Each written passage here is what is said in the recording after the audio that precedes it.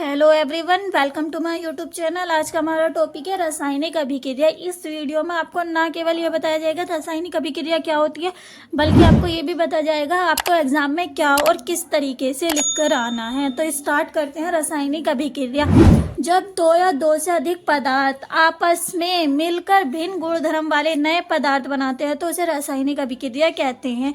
ये तो इसकी डेफिनेशन हो गई। अब आप इसको समझते हैं क्या होता है।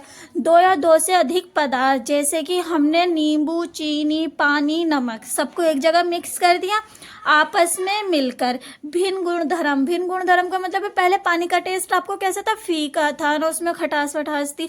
लेकिन उसके बाद क्या हुआ, सब चीज़ मिक्स करने के बाद उसमें एक तो खट्टापन आ गया, मीठापन आ गया, तो यानी कि उसके क्या हो गए, गुण चेंज हो गए, गुणधर्म भिन्न हो गए, पहले से अलग हो गए।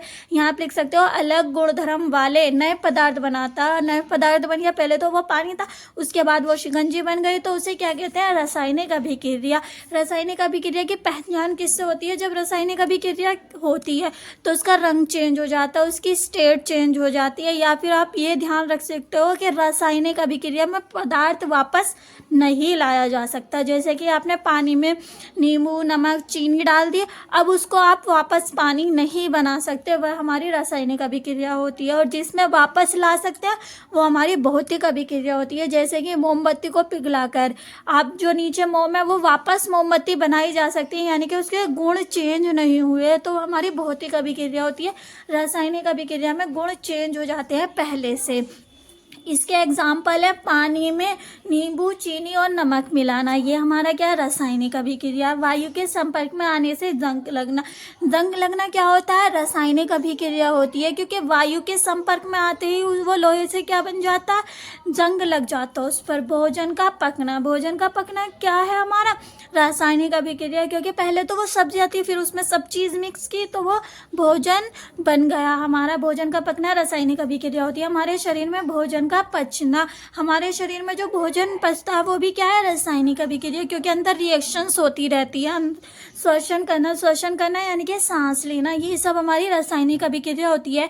एग्जाम में ये क्वेश्चंस आपको मिलेगा देखने को, तो आपको एक दो एग्जाम्पल लिखने और इसके डेफिनेशंस। अब इसकी पहचान, एग्जाम में ये भी आया हुआ है, रासायनिक अभिक्रिया की पहचान कैसे होगी। रासायनिक अभिक्रिया की पहचान इस प्रकार की जाती है। पदार्थ की अवस्था में परिवर्तन, यदि किसी पदार्थ की अवस्था चेंज हो रही है तो वहाँ क्या है, रासायनिक अभिक्रिया। रंग में परिवर्तन हो रहा है तब भी रासायनिक अभिक्रिया। गैस का निष्कासन यानी कि गैस निकल रही है तब भी हमारी रासायनिक अभिक्रिया होती है। ताप में परिवर्तन होता है तब भी हमारी रासायनिक अभिक्रिया होती है। अब हम बात करेंगे रासायनिक समीकरण। तो रासायनिक समीकरण क्या होता है, जब हम जो हमारी रिएक्शंस होती है उसको समीकरण के रूप में लिखते हैं, उसे रासायनिक समीकरण कहते हैं। जैसे कि हमने लिखा, हमने मैग्नीशियम होता है Mg की रिएक्शन ऑक्सीजन गैस के साथ कराई तो हमें क्या प्राप्त होता है, MgO, मैग्नीशियम ऑक्साइड प्राप्त होता है। ये बैलेंस करने पड़ते हैं, वो आपको अभी आगे बताया जाएगा बैलेंसिंग कैसे होती है। तो हमने इसमें ये नहीं लिखा कि मैग्नीशियम की अभिक्रिया ऑक्सीजन गैस के साथ कराने पर मैग्नीशियम ऑक्साइड प्राप्त होता, ये ना लिखकर पूरा बस लिख दिया मैग्नीशियम। प्लस का मतलब है इसके साथ रिएक्शन हो रही है, मैग्नीशियम की अभिक्रिया हो रही है। और एरो का मतलब होता है उत्पाद, यानी कि हमें जो बनकर प्राप्त होगा वो हमें मैग्नीशियम ऑक्साइड प्राप्त होगा। इस चीज़ को हम कहते हैं रासायनिक समीकरण। तो सबसे पहले एग्जाम में आपको रासायनिक समीकरण लिखने को आता है तो सबसे पहले आप रासायनिक अभिक्रिया की परिभाषा लिखोगे, जो कि अभी आप पीछे बताई गई थी। फिर आप उदाहरण में लिखोगे, जब ऑक्सीजन की उपस्थिति में मैग्नीशियम रिबन को जलाया जाता, मैग्नीशियम का रिबन आता है, उसको आपने ऑक्सीजन यानी कि वायु की उपस्थिति में जलाया तो यह मैग्नीशियम ऑक्साइड में बदल जाता है वाक्य के रूप में। ये हमने वाक्य के रूप में लिखा, यानी कि कहानी की तरह लिख दिया, वाक्य यानी कि सेंटेंस के रूप में। रासायनिक अभिक्रिया का विवरण बहुत लंबा हो जाता, अब जो हमने ये लिखा ये तो बहुत लंबा हो गया, इसे छोटे रूप में लिखा जा सकता है, इसे हम रासायनिक समीकरण कहते हैं। कैसे मैग्नीशियम की अभिक्रिया, प्लस का मतलब अभिक्रिया, मैग्नीशियम की अभिक्रिया ऑक्सीजन के साथ कराने पर, ये कराने के बाद हमें क्या मिला, मैग्नीशियम ऑक्साइड प्राप्त होता है। यही हमारी रासायनिक समीकरण कहलाती है। अब हमने किस हर तत्व को एक सिंबल दिया, सिंबल यानी कि पहचान, चिन्ह, साइन दिया है। मैग्नीशियम को Mg से लिखते हैं, ऑक्सीजन गैस को O2 से लिखते हैं, तो रिएक्ट होकर मैग्नीशियम ऑक्साइड मिलेगा। ऑक्साइड में, मैग्नीशियम ऑक्साइड में एक ही होता है, यहाँ पर दो नहीं होता, इसीलिए यहाँ पर भी हमें बैलेंस करने के लिए दो लगाना पड़ेगा। अब इसके बाद आपको रासायनिक अभिक्रिया के प्रकार करने होते हैं, लेकिन हम इससे पहले एक मोस्ट इम्पोर्टेंट टॉपिक करेंगे, असंतुलित अभिक्रिया अथवा कंकाली अभिक्रिया। ये एग्जाम में हर बार आती है, आपको पता होनी चाहिए कि असंतुलित अभिक्रिया क्या होती है। असंतुलित का मतलब है जिसमें संतुलन ना हो, संतुलन यानी कि जो बराबर ना हो, तो वह रासायनिक समीकरण जिसके दोनों पक्षों में, दोनों पक्ष यानी कि ये दोनों पक्ष में प्रत्येक तत्व के परमाणु की संख्या, परमाणु की संख्या मतलब मैग्नीशियम कितना है यहाँ पर एक, यहाँ ऑक्सीजन कितने हैं दो, तो यहाँ पर मैग्नीशियम एक है, ऑक्सीजन दो है, प्रत्येक परमाणु की संख्या बराबर ना हो, असंतुलित अभिक्रिया कहलाती है। एग्जाम में इसको कंकाली अभिक्रिया कर कर देते हैं कि कंकाली अभिक्रिया क्या होती है, या कंकाली अभिक्रिया का दूसरा नाम बताओ, तो आपको ये लिख कर आनी है। अभी असंतुलित क्यों है, यहाँ मैग्नीशियम एक है, यहाँ पर भी एक है, यहाँ ऑक्सीजन दो है, यहाँ पर एक है, यानी कि ये बैलेंस नहीं है, असंतुलित है। अगर यहाँ दो लगा देंगे और यहाँ पर दो लगा देंगे तो ये संतुलित हो जाएगी। इसमें मैग्नीशियम का एक तत्व है, इसमें भी मैग्नीशियम का एक तत्व है, इसमें ऑक्सीजन के कितने हैं दो, और यहाँ पर एक है, तो ये असंतुलित है। जब लोग दोनों पक्षों में यानी कि LHS RHS दोनों बराबर ना हो, हमारी अभिक्रिया पूर्ण नहीं होती है। अब आते हैं संतुलित अभिक्रिया क्या होती है। बस आपको सेम वही डेफिनेशन लिखनी है, बस यहाँ पर बराबर ना होती है और यहाँ पर बराबर होती है। वह रासायनिक समीकरण जिसके दोनों पक्षों में प्रत्येक तत्व के परमाणु की संख्या बराबर होती है उसे संतुलित रासायनिक अभिक्रिया कहते हैं। उदाहरण के लिए हमने Mg लिया, ऑक्सीजन गैस ली। अब यहाँ पर Mg के कितने तत्व हैं दो, यहाँ पर भी Mg के दो हैं, यहाँ ऑक्सीजन के कितने हैं दो, यहाँ पर भी ऑक्सीजन के दो। अगर स्टार्टिंग में दो लग जाता है यानी कि जितने भी तत्व प्लस से पहले, अगर प्लस लग जाएगा तो उसके साथ नहीं, प्लस से पहले जितने भी तत्व होंगे वो दो दो होंगे। यहाँ तीन होगा तो मैग्नीशियम भी तीन, ऑक्सीजन भी तीन, तो ये हमारी क्या है संतुलित अभिक्रिया। दो मैग्नीशियम के एटम इधर हैं, दो ही इधर हैं, ऑक्सीजन के दो हैं, यहाँ पर भी दो ही हैं, तो ये संतुलित हुई है। एग्जाम में एक मोस्ट इंपोर्टेंट क्वेश्चन आता है, रासायनिक समीकरण को संतुलित करना क्यों आवश्यक है, हम इसी को क्यों नहीं सही मान लेते, ये करना क्यों आवश्यक है। तो वो किसने बताया था, द्रव्यमान संरक्षण के नियम से। द्रव्यमान संरक्षण में क्या कहा गया कि प्रत्येक रासायनिक परिवर्तन में ना तो कोई रासायनिक परिवर्तन हो रहा है, यानी कि मैग्नीशियम और ऑक्सीजन मिलकर क्या बना रहे हैं मैग्नीशियम ऑक्साइड, परिवर्तन हो रहा है, ना तो कोई नया परमाणु उत्पन्न होता है। नया परमाणु उत्पन्न होने का मतलब है मैग्नीशियम से ये सोडियम नहीं चेंज हो जाएगा। अगर यहाँ मैग्नीशियम है तो यहाँ पर भी मैग्नीशियम ही प्राप्त होगा, ना कि हमें अलग से कुछ सोडियम हैलोजन मिल जाएंगे। और ना ही नष्ट होता है, नष्ट होने का मतलब अगर यहाँ मैग्नीशियम है तो यहाँ खत्म नहीं हो जाएगा, यहाँ पर आएगा ही, ना ही कुछ नया आइटम जुड़ेगा। जो हमने अभिकारक, अभिकारक का मतलब होता है जो हम यूज़ कर रहे हैं, इस्तेमाल कर रहे हैं, और उत्पाद का मतलब होता है जो हमें प्राप्त हो रहा है। तो अभिकारक में आप जो यूज़ करोगे वही आपको उत्पाद में मिलेगा, चाहे टूट के मिले चाहे जुड़ के मिले। पर ऐसा नहीं है कि सोडियम आ जाएगा, यहाँ पर हाइड्रोजन आ जाएगा, ना तो उत्पन्न होते हैं ना ही नष्ट होते हैं। इसे क्या कहते हैं, द्रव्यमान संरक्षण का नियम को संतुष्ट करने के लिए रासायनिक समीकरण को संतुलित किया जाता है। तो द्रव्यमान संरक्षण के नियम से क्या है कि वही रासायनिक अभिक्रिया कहलाएगी जिसमें तत्व भी पूरे हो और अलग से कुछ ना आया हो, ना तो नष्ट हुआ हो ना उत्पन्न हुआ हो।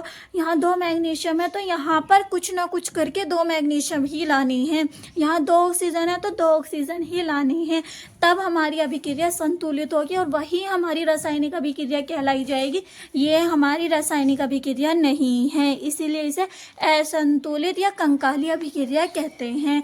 अब जो एग्जाम में आपका 6 मार्क्स का आता है, हर साल रिपीटेड क्वेश्चंस हैं, ये आपको करने बहुत ज़रूरी हैं।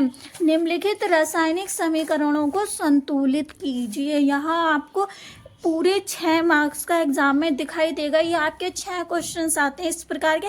आपको कुछ नहीं करना होता, बस इसको संतुलित करना होता है। संतुलित का मतलब दोनों साइड बराबर करो। अब जैसे इस अभिक्रिया में हमें पहला आप गिनो क्या क्या दिया है। कैल्शियम का कितना दिया है, 1। यहाँ भी कैल्शियम का 1 है, यानी कि कैल्शियम तो हमारा संतुलित है।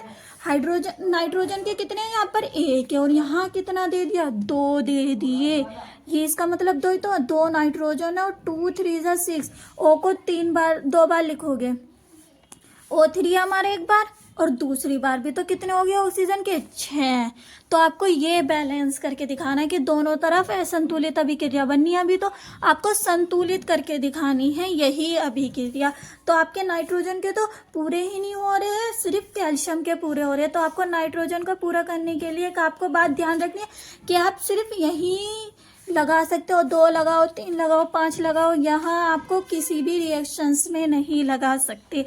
तो आपको सबसे पहले नाइट्रोजन पूरे करते हैं। यहाँ पर आपके 2 नाइट्रोजन है, तो आप यहाँ 2 लगा दो, 2 लग गया। अब आपके नाइट्रोजन तो पूरे हो गए, यहाँ लिखते जाना एक साइड में, नाइट्रोजन आपके पूरे हो गए, कैल्शियम आपका पूरा है। अब आप देखो हाइड्रोजन, हाइड्रोजन कितने दे रखे हैं यहाँ पर, 2 इधर है और 2 ही इधर है, इसका मतलब 2 ही तो है और 2 ही इधर है। 4 हाइड्रोजन तो आपके इधर हैं। अब इधर देखो हाइड्रोजन कितने, 2 यहाँ पर हैं, बस इसमें तो 2 ही हाइड्रोजन है और इसमें 4 दे रखे हैं आपको। तो आप क्या करोगे, यहाँ 2 लगा दोगे, तो आपके कितने हाइड्रोजन हो गए, 4 हाइड्रोजन हो गए। अब आपका हाइड्रोजन भी पूरा हो गया, नाइट्रोजन पूरा हो गया, हाइड्रोजन भी पूरा हो गया। अब आप करोगे ऑक्सीजन को, ऑक्सीजन आपके कितने हैं, 2 तो यहाँ पर हैं, तो 2 ऑक्सीजन तो आपके यहाँ हो गए, और ये 2 बार ऑक्सीजन 3, इसका मतलब ये तो 2 बार ऑक्सीजन है। तो कितने ऑक्सीजन, 6 ऑक्सीजन यहाँ, टोटल आपके कितने हो गए, 8 ऑक्सीजन हैं। अब इधर देखो आपके 8 ऑक्सीजन बनने हैं क्या, 2 ऑक्सीजन आपके यहाँ पर है और O3 6 ऑक्सीजन ये रहे। तो ये आपके क्या है, संतुलित अभिक्रिया कहलाएगी। ये सिर्फ 6 मार्क्स के 6 ही क्वेश्चंस आते हैं, 1 मार्क्स, और बहुत इजी होता है। बस आपको यहाँ पर बैलेंस ही करनी होती है और कहीं नहीं लगाना होता है। मोस्ट इम्पोर्टेंट क्वेश्चन है, 5, 7, 8, 12, 14, 15, 16 में बोर्ड में आया हुआ है ये। अब हम चलते हैं नेक्स्ट क्वेश्चंस पे। संतुलित करने के लिए BaCl2H2SO4 की रिएक्शंस कराने पर BaSO4 और प्लस HCl प्राप्त होता है। अब आप देखो, सबसे पहले आप Ba देखो, Ba आपका यहाँ 1 है, यहाँ भी 1 है, यानी कि आपके Ba कंप्लीट हैं। ऐसे लिखते जाना, इजी पड़ जाता है बहुत ज़्यादा। अब दूसरी चीज़ देखो, क्लोरीन, यहाँ पर आपकी 2 है और यहाँ पर तो 1 ही बैटरी है। तो आप क्या करोगे, यहाँ 2 लगा दोगे, पूरी हो गई आपकी क्लोरीन। यहाँ पर आप देखो क्लोरीन भी हमारी पूरी हो चुकी है। अब आप देखो क्लोरीन भी पूरी, Ba भी पूरी। अब आप आओ H पे, H यहाँ 2 है और यहाँ पर भी कितने आ रहे, 2।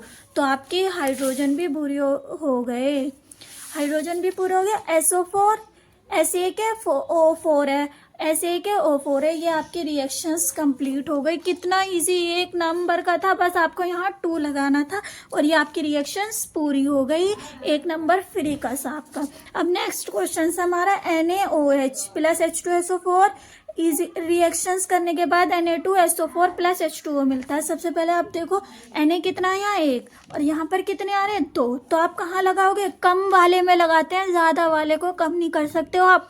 तो यहाँ 2 है, तो यहाँ क्या लगा दोगे, 2, यानी कि आपके क्या हो गए, Na पूरे हो गए, Na आपके पूरे हो गए। अब आप नेक्स्ट देखो ऑक्सीजन गैस, क्योंकि स्टार्टिंग से करते आते हैं तो मिक्सअप नहीं होता है। सोडियम तो पूरा हो गया, अब ऑक्सीजन गैस देखो आप कैसे पूरे करोगे। ऑक्सीजन गैस 1, 2 यहाँ पर है, ऑक्सीजन 2 यहाँ हो गए और 4 यहाँ पर है, तो कितने हो गए आपके ऑक्सीजन, 6 ऑक्सीजन।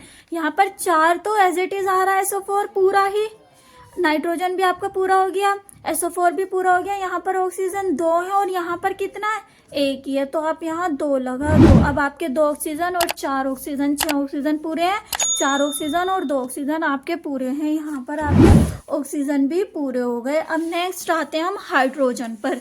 हाइड्रोजन 2 यहाँ पर है और 2 यहाँ पर, कितने हाइड्रोजन है लेफ्ट हैंड साइड में, 4 हाइड्रोजन।